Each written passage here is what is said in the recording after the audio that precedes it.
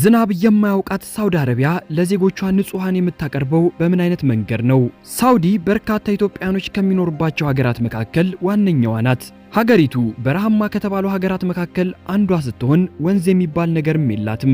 ዝናብም ቢሆን በዓመት ለጥቂት ጊዜያት ብቻ የምታገኝ ሀገር ናት። በዚህም በርካቶች ታዲያ ይህች ሀገር በዚህ ደረጃ የውሃ እጥረት ካለባት ለዜጎቿ ውሃን ከየት እያመጣች ነው ለ24 ሰዓታት የምታቀርበው የሚል ጥያቄ ኖሮባቸዋል። እኔም በዛሬው ቪዲዮ ሳውዲ ለዜጎቿ ውሃን የምታቀርብበትን አስደናቂ ጥበብ አስቃኛችኋለሁ። በቅድሚያ ግን ወደዚህ ቻናል አዲስ ከመጣችሁ ሰብስክራይብ በማድረግ የዜና አዲስ ቤተሰብ መሆን ትችላላችሁ። ቪዲዮን ቀለል አድርጋችሁ ላይክ በማድረግ ጀምሩት። አንዲት ሀገር በአሸዋ ሙሉ በሙሉ የተዋጠች ናት ብላችሁ አስቡ።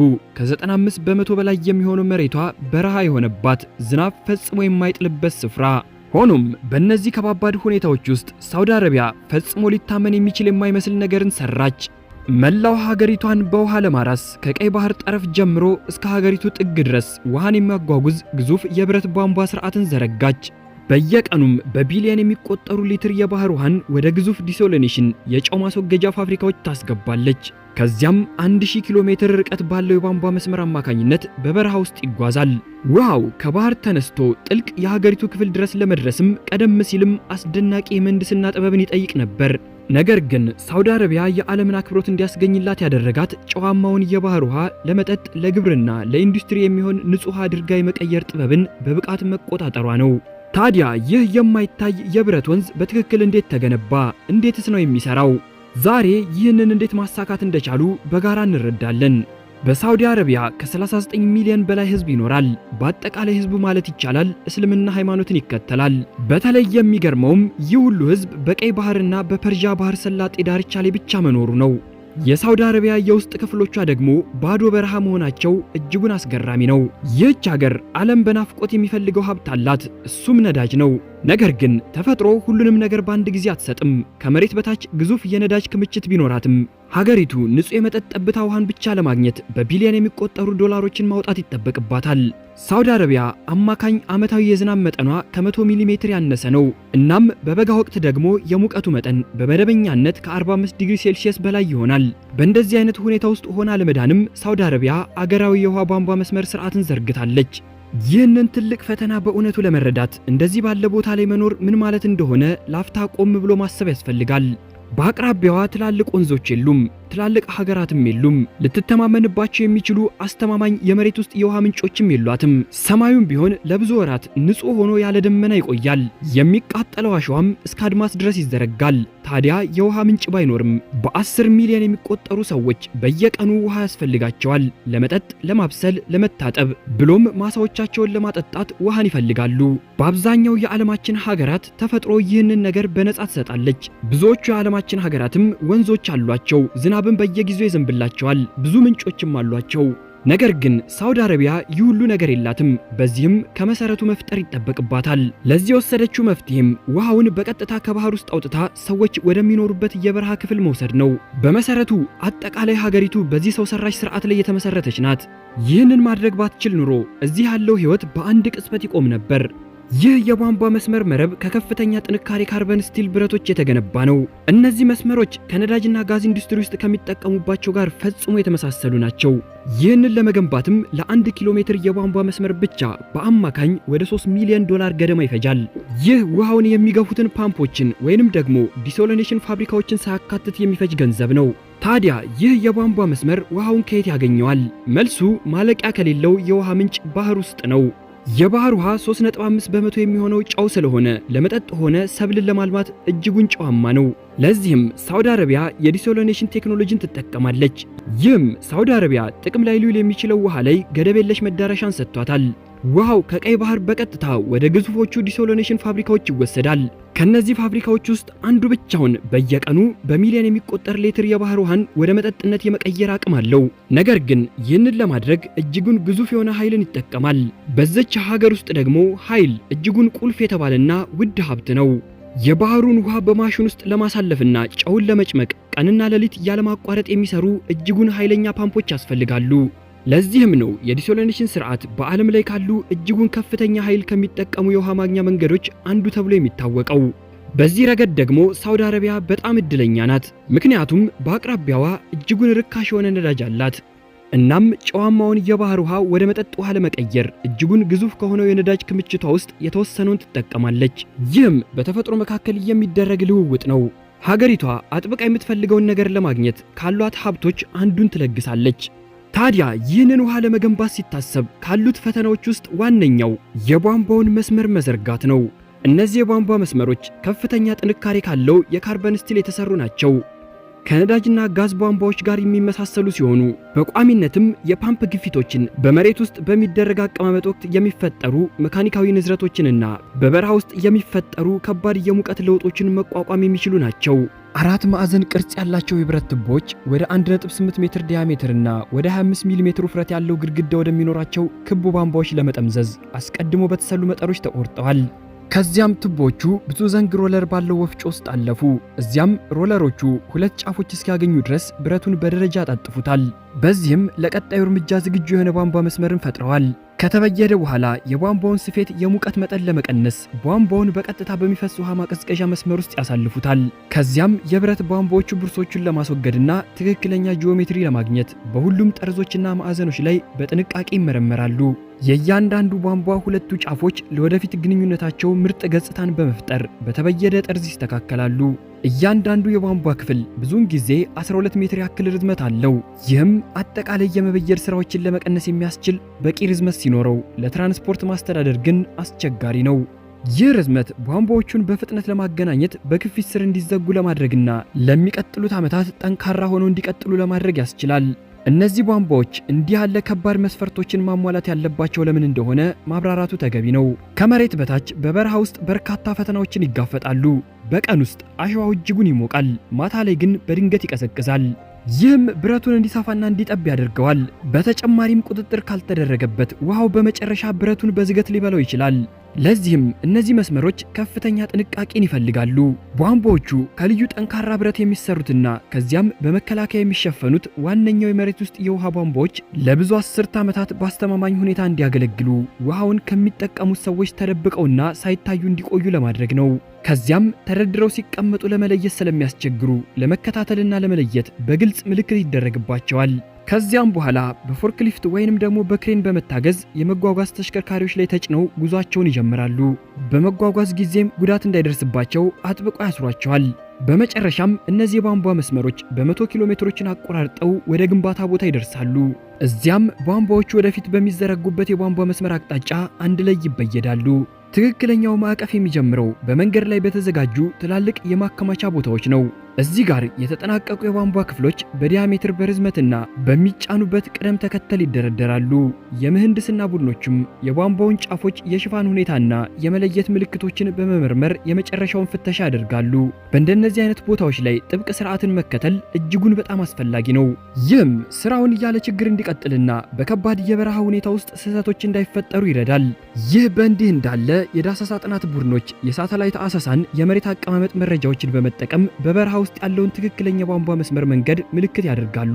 መንገዱን በቀጥታ በመሬት ላይ በችካሎችና በደማቅ ቀለሞች ምልክት ያደርጋሉ። ይህ እርምጃ የቧንቧ መስመሩ በጣም የተረጋጋና ወጪ ቆጣቢ መንገድ እንዲከተል ያደርጋል። ደካማ አፈሮችን፣ የሚንቀሳቀሱ የአሸዋ አካባቢዎችንና ለመሸርሸር የተጋለጡ ክፍሎችንም ያስወግዳል። በ100 ኪሎ ሜትሮች ለሚዘረጋ የቧንቧ መስመርም ትክክለኛ መንገድን መምረጥ አስፈላጊ ነገር ነው። ምክንያቱም ቦዩ ከመቆፈሩ በፊት ከባድ ማሽኖች ያለምንም ችግር መስራት እንዲችሉ ቦታውን ማጽዳትና ማስተካከል የሚያስፈልግ ነው።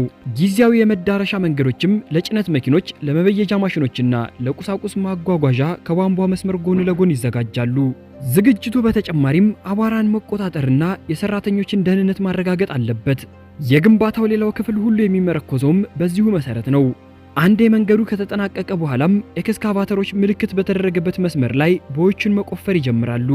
ቧንቧው እንዲገነባና በኋላ ላይ እንደገና እንዲሸፈንም በቂ ቦታ መኖሩን ለማረጋገጥ በትክክለኛ ስፋትና ጥልቀት ይቆፍራሉ። የተቆፈረው አፈርም ወዲያውኑ ይደረደራል። አገልግሎት የማይሰጠው ወይንም የማይመለሰው አፈርም ከቦታው ላይ እንዲወገድ ይደረጋል። ቦዩን ወጥ በሆነ ጥልቀትና በቀጥታ መስመር መጠበቅ እጅጉን አስፈላጊ ነው። አለበለዚያ ቧንቧው ከተዘረጋ በኋላ ሊታጠፍ ወይንም ሊቀየር ይችላል። መንገዱ ወጣ ገባ ተራራማ ቁልቁለቶችን የሚያቋርጥ አንዳንድ ቦታዎች ላይ ደግሞ ቦዩ በቀጥታ በድንጋዮች ውስጥ እንዲያልፍ የሚደረግ ነው። ኢንጂነሮቹ ጠንካራ ድንጋዮችን ለመስበርም ፈንጂዎችን ይጠቀማሉ። የሚመጣው የፍንዳታ ወይም ጥልቅና ሰፊ ነው። በመደበኛ መሳሪያዎች ሊሰራ በሚችልባቸው ቦታዎችም ቢሆን ቧንቧውን በአስተማማኝ ሁኔታ ለመጠበቅ ያስችላል። በዚህ መንገድ ግንባታው በጣም አስቸጋሪ መሬትን አልፎ መግባት ይችላል። ቧንቧውንም ከመሬት በታች ደህንነቱ በተጠበቀ ሁኔታ ይቀብሩታል። ከቆፈሩ በኋላም ቧንቧውን በቀጥታ በቦዮች ግርጌ ላይ ብቻ ያስቀምጡትም። መጀመሪያ ላይ ለስላሳ የቁሳቁስ ንብብሮችን ቦዩ ወለል ላይ በሙሉ በኩል መጠን ያሰራጫሉ። የተመረጠው ቁሳቁስ ብዙውን ጊዜ ጥሩ አሸዋ ወይንም የተጣራ አፈር ሊሆን ይችላል። ይህም የመኝታ ንብብር ተብሎ የሚጠራውን ለመፍጠር ያገለግላል። ይህ ንብብር ጭነቱን በእኩል መጠን ያሰራጫል፣ እናም በቧንቧው ላይ ያለውን ውጥረት ይቀንሳል። በበረሃ ውስጥ ከተለዋዋጭና ከደረቅ አፈሮች ጋር ይህ እርምጃ ለአጠቃላይ የቧንቧው መስመር ዘላቂነት ልዩ ጠቀሜታ አለው። ለትልቅ ዲያሜትር ቧንቧዎች መዘርጋት አስቀድሞ 40 ሜትር ስፋት ያለው የግንባታ ኮሪደር ይዘጋጃል። ይህም በቀን በአማካኝ 1.2 ኪሎ ሜትርን ያለማቋረጥ እንዲዘረጉ ያስችላቸዋል። እዚህ ጋር በ80 ሰዎችና በደርዘኖች የሚቆጠሩ ልዩ ማሽኖች የሚተዳደር አውቶማቲክ መበየጃ ተዘጋጅቷል። ይህም ሰራተኞችን በቀን እስከ 150 መገጣጠሚያዎችን መበየድ እንዲችሉ ያደርጋቸዋል። ብየዳው ከተጠናቀቀ በኋላም እያንዳንዱ መገጣጠሚያ ውስጡ ምንም ጉዳት አለመኖሩን ለማረጋገጥ በአውቶማቲክ አልትራሶኒክ ፍተሻ ውስጥ ያልፋል። ከዚያም መገጣጠሚያዎችን የመሸፈን ኃላፊነት ያለው ቡድን ስራውን ይረከባል። ጠንካራና ሙሉ በሙሉ የታሸገ መከላከያ ንብብርን ለመፍጠርም ባለብዙ ንብብር ፈሳሽ ኢቦክሲ ሽፋንን ይጠቀማሉ። ከዚያ በኋላ ቧንቧዎቹን ወደ ቦይ ውስጥ ዝቅ አድርገው ይሞላሉ። የተገጣጠሙ ቧንቧዎችን ረጅም መስመሮችን ለመዘርጋት በልዩ ሁኔታ የተሰሩ ልዩ ተሽከርካሪዎችን ይጠቀማሉ። እያንዳንዳቸው እነዚህ ማሽኖችም ላለማበላሸት ለስላሳ ስሊንጎችንና የብረት ገመዶችን በመጠቀም የቧንቧውን ክፍል ያነሳሉ። በኦፕሬተሮቹ መካከል ያለው የተናበበ ቅንጅትም እዚህ ወሳኝ ነው። ምክንያቱም ትንሿ ስህተት ቧንቧውን እንዲጠማዘዝና እንዲታጠፍ ወይንም የቦዩን ግድግዳ እንዲነካ ያደርገዋል። ቧንቧው በትክክል ሲቀመጥም በቦዩ መሃል ላይ በተዘጋጀ አልጋ ላይ እንዲያርፍ በየሴንቲሜትሩ በዝግታ ዝቅ እንዲል ይደረጋል። በዚህ አጠቃላይ ሂደት ውስጥም የዳሰሳ ጥናት ባለሙያዎች በውስጡ ምንም ቀሪ ውጥረት አለመኖሩን ለማረጋገጥ በቧንቧው ቁመት፣ በተፈጥሮና በመሬት ሙቀት ላይ ጥብቅ ቁጥጥርን ያደርጋሉ።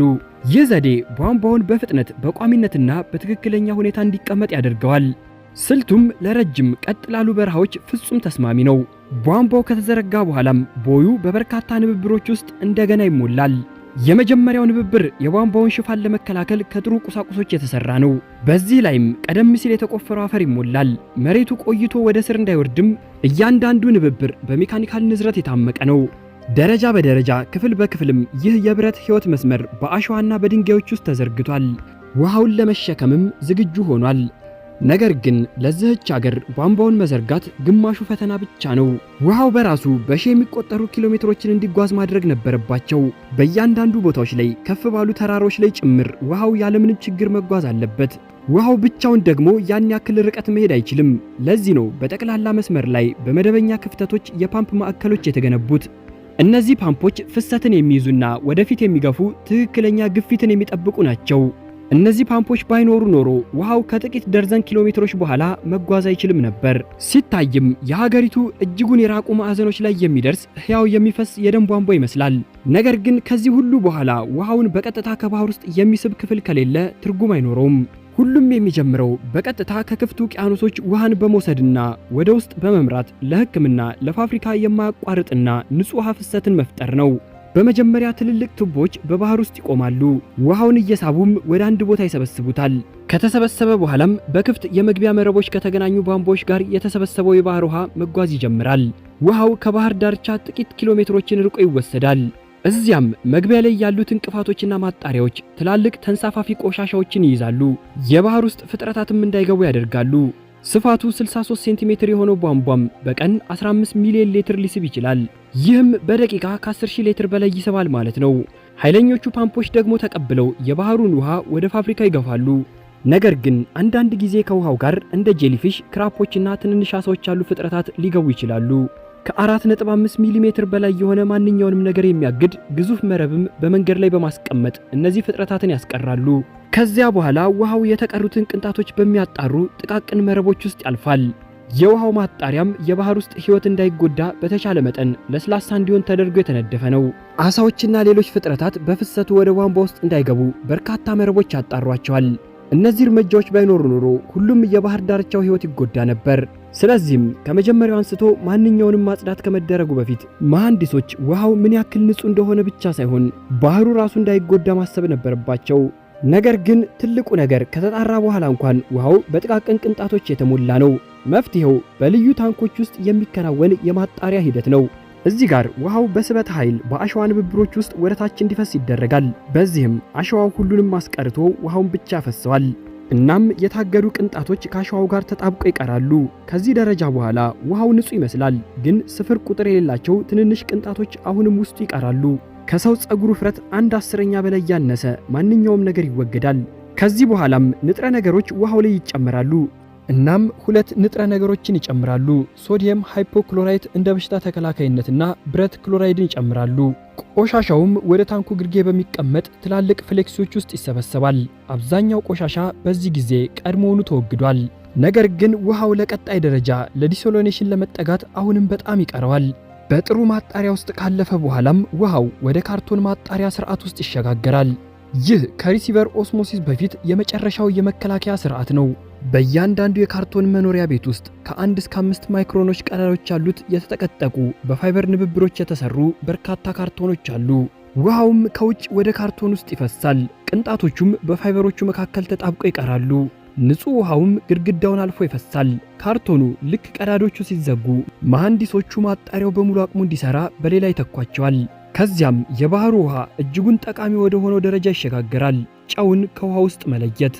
ጨውን ከውሃ ውስጥ መለየት እጅጉን ከባድ ነው። ምክንያቱም አዮኖች በኤሌክትሪክ መስህብ አማካኝነት ከውሃው ሞሌኪውሎች ጋር ይጣበቃሉ። ይህንን ትስስር ለመስበርም ስርዓቱ ግዙፍ ግፊትን መፍጠር አለበት። በእንደዚህ አይነት የዲሶሎኔሽን ፋብሪካ ካዩ በስፋት ሊደነቁ ይችላሉ።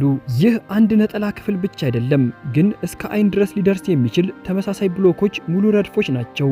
በሺህ የሚቆጠሩ የማምረቻ ሞጁሎች ሁሉም በአንድ ላይ ይሰራሉ። ውሃው በኃይለኛ ግፊት ውስጥ ሆኖ በቧንቧዎች ውስጥ ይጓዛል።